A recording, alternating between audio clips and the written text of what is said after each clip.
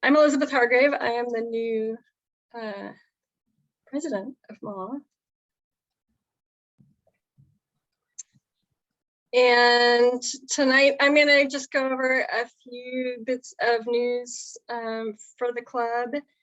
And then we have a short presentation by Megan Romberg, one of our club members, about mountain laurel leaf spot, a disease on mountain laurels.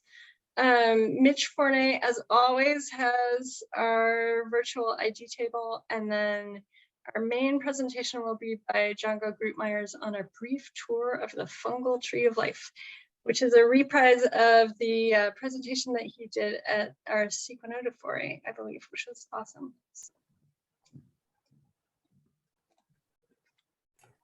My computer's being finicky about advancing my slides. So the new board is in place. I'm the new president of MAW. If you want to see the whole list of people, it's on our website, which is mawdc.org. We are having our first board meeting of the year on January 27th. So I just wanted to put it out there if anyone has ideas about what we should be doing in 2022. Pass them along to us so we can be thinking about it at that board meeting and as we go forward.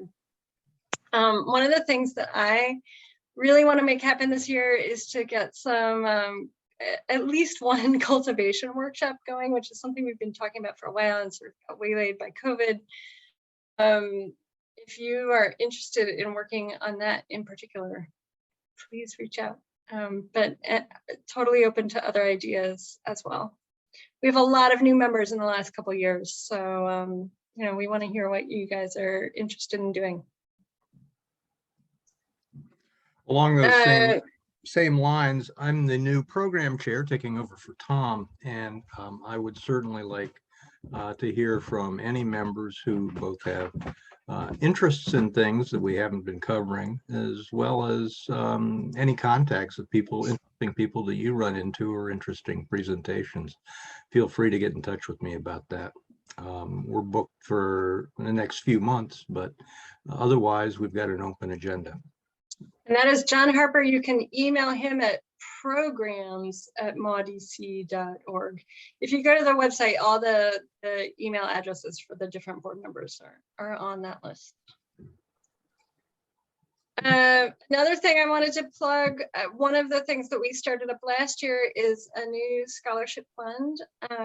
Megan Romberg, our first speaker tonight, is actually the head of the scholarship committee, and Django, our last speaker tonight, is actually the first recipient of one of our official scholarships for graduate students, which gives research funding for travel and supplies for people who are doing graduate work in mycology, hopefully at least in some way linkable to mushrooms in the Washington, D.C. area. And so at some point in the future, we'll ask Django to come back and talk about the work that he did with that funding. We have another branch of the scholarship program, which we are excited about, which is funding for local K through 12 teachers to get mushroom grow kits and use them in their classrooms. And we've got some lesson resources to pass along to them as well. So if you are a teacher or know a teacher who might want to actually have fungi in their classroom, send them to the scholarships page on our website and have them apply to get a grow kit.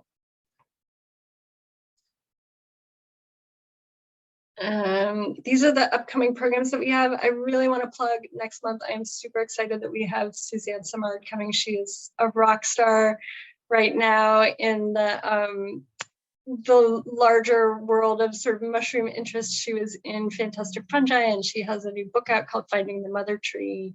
So she'll be our featured speaker for February, on the 1st of February. And then we've got other great people coming up after that as well.